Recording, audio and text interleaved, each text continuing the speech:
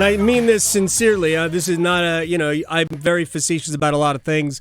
I make jokes about a lot of things, but I am privileged to be able to cover the Carolina Hurricanes for a lot of reasons.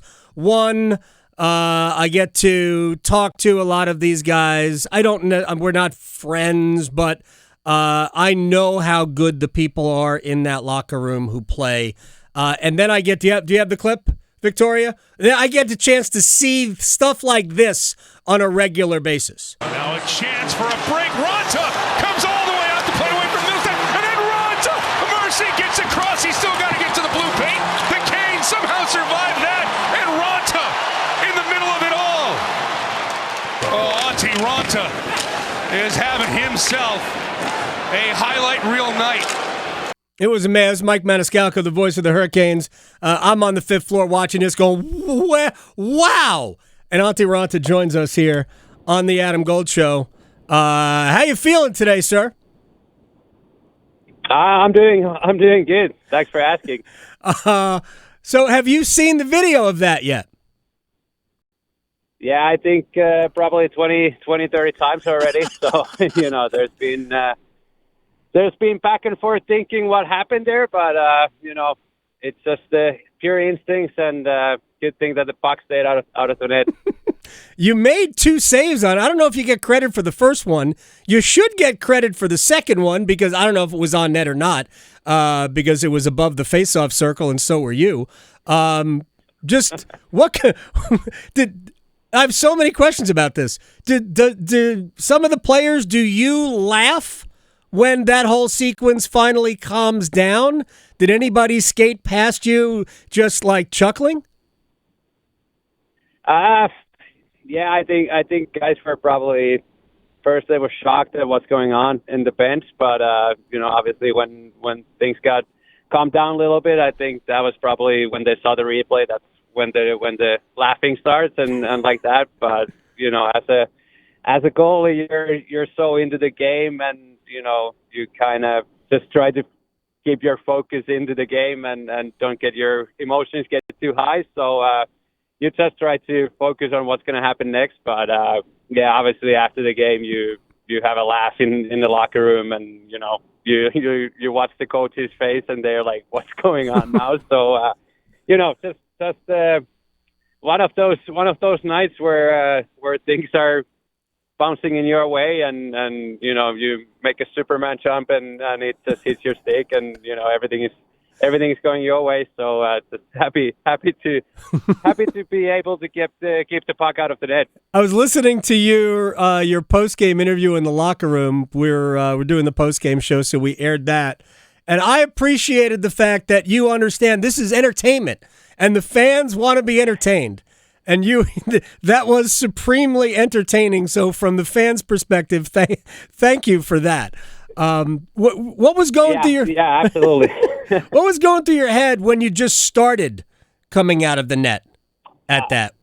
Well, you see, the Buffalo, they throw the high flip, and you kind of try to see where the puck is bouncing, and when the puck bounced first time, I was like, okay, I think I have to go there, and then when you start taking the first 2 steps, and you're like, oh no, like the guy is way too close to the puck, like I don't know if I'm gonna make it, and then then it's just pretty much instinct. You just in a half a second you just decide what to do, and you see their guys pretty much getting the puck, so you just try to poke check and try to get that puck out of his stick, and then. Then the puck bounces to the boards, and there's another guy, and you just like, oh no, like this is not a good thing. But then just try to draw something on the box way and try to keep it out of the net, and then it's just a battle. And I think Freddie was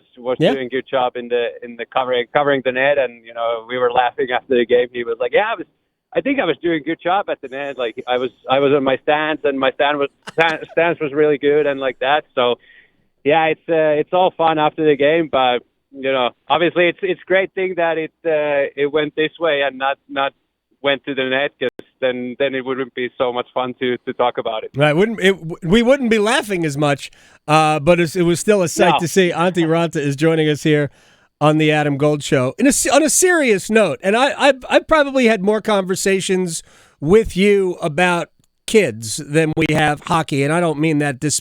I just always seems like whenever you and I talk, we're talking about. I know your kids are involved in all sorts of activities, and my son is as well.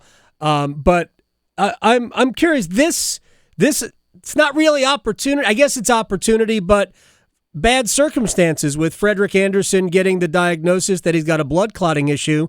This puts a lot of responsibility, stuff that you're already willing and able to handle, but a lot of responsibility on you and Pyotr Kochetkov to kind of, fill the void. What are your thoughts on how this is all shaking out?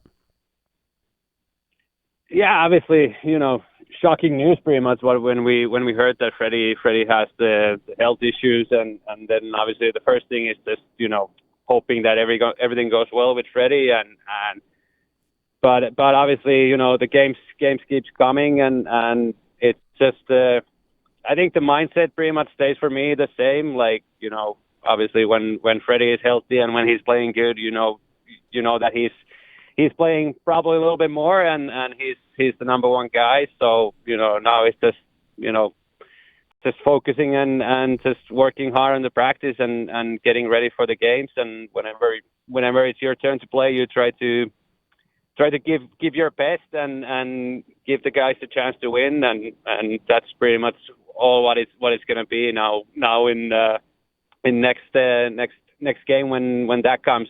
Just focus on one game at a time and don't get too ahead of yourself, because that's usually when you start thinking too much, and that's not when you're playing best. Yeah. I mean, how do you explain losing yourself in the game? Because when you think, you slow down, right? I've coached youth level kids a lot, and when you think about things, you're moving slower because you're not just reacting naturally. So how do you kind of lose yourself in the game? Yeah, sometimes you might start you're overthinking about what the player is going to do. You're not trusting your position, or you start thinking what he's gonna do, like if he's gonna shoot or pass, and then you start sinking in a little bit also in your crease. You're not that aggressive anymore. You're not purely playing the puck. You're trying to stay 2 steps ahead of what's going to happen, and that's pretty much what happens. You start getting slower, and you're not reacting anymore. You just almost start hoping that something's going to happen, and then when that doesn't happen, then you're pretty much out of the game, out of the place. So it's pretty much inside your head always. It's the mental aspect on this game. You just have to stay in the moment. Just whatever happens, and you just have to go with it. That's what we try to do before the game. We talk with the goalie coaches, and that mental preparation. Before the game, you just go out there and you trust your own thing, and then you just play the game. And when that doesn't happen, obviously you're not playing your best. So just try to stay in the moment and just do your things. What got you in this place, and then just play the game. Antti Raanta is joining us here. A couple of more quick things, and then we'll let you go. By the way, you were certainly out on top of your crease in the third period, late in the third period. The crease could be very, very big. You were certainly out on top of it. The team for the first 6 games allowed 30 goals. And in the last 7, you guys have allowed 14. What do you think the biggest factors are for things just tightening up all over the place? Yeah, I think it's not normal, but I think early in the season there's always different things what happens, and now we got a couple new guys in the team, and obviously then we got a couple injuries and like that, and pretty much played one game at home and went to the road trip, and as a goalie, I felt like I didn't do my part. I was soft goals, kind of where you were overthinking things and you weren't playing your best, and then it's just pucks just find a way to go in, and you couldn't make those timely saves what keep you keep your team in the game and like that. So I think it was just kind of pretty much the early season, and everyone is trying to find their spot again and like that. And obviously we've been talking a lot about our defense and what we want to do and like that. And it now it starts to look more and more what we all about. And I think it's just everyone is taking the steps on the right direction now, and we're playing better as a 5-man group on the ice, and I think goalies are also making those timely saves now, so that's the big difference. Yeah, I mean, what you did obviously late in the third period, but there were other saves during the game. Peyton Krebs, you may not remember the player, but Peyton Krebs and Kyle Oposo, sometimes they hit you with the puck, and sometimes you have to get in position to be hit with the puck, and I thought there were some tremendous things last night. One quick thing, I know you guys are going back out on the road because you haven't been out on the road enough lately, so you have 2 more road games this weekend down in Florida, but then home for the most part the rest of the month. So as somebody who is not a native here of the United States, are you a Thanksgiving guy?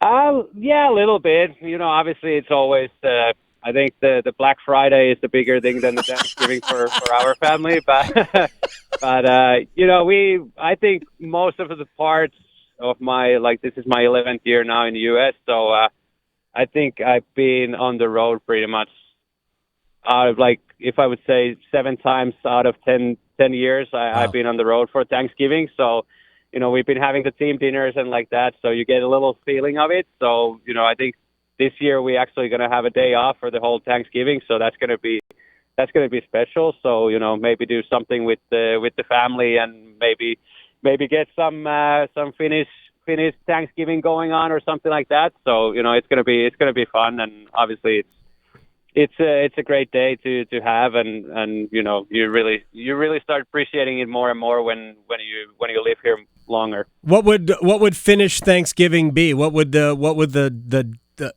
we have a turkey here. It wouldn't be turkey, would it? We had a commercial here where Jussi Jokinen was cooking reindeer in the parking lot. What would a Finnish Thanksgiving? It was a great commercial. It was a dynamite commercial. What would a Finnish Thanksgiving centerpiece be? Yeah, maybe that wouldn't be a bad idea. Maybe bring a little reindeer, but I don't know. Yeah, maybe we try to go with the U.S. style and bring the turkey to the table. But yeah, it's always funny. Christmas table, we always bring ham on the table. Yep. So it might be maybe a little ham and maybe a little turkey and Thanksgiving to kind of get yourself ready for the Christmas time also. So yeah, we'll see. I have to talk with my wife and other Finns what they want to do, but. Maybe we go with the traditional U.S. style and bring the turkey in. All right. Well, Black Friday. Good luck on Black Friday, and I appreciate your time. Antti Raanta here on the Adam Gold Show. Have a good time down in the Sunshine State, and we'll see you when you get back. Sounds good. Thank you so much. You got it. Antti Raanta here on the Adam Gold Show. Such a dad. We go right to Black Friday. That's the important thing, because Black Friday's already started. It has. I'm telling you, Black Friday deals online have already started. That is tremendous. All right.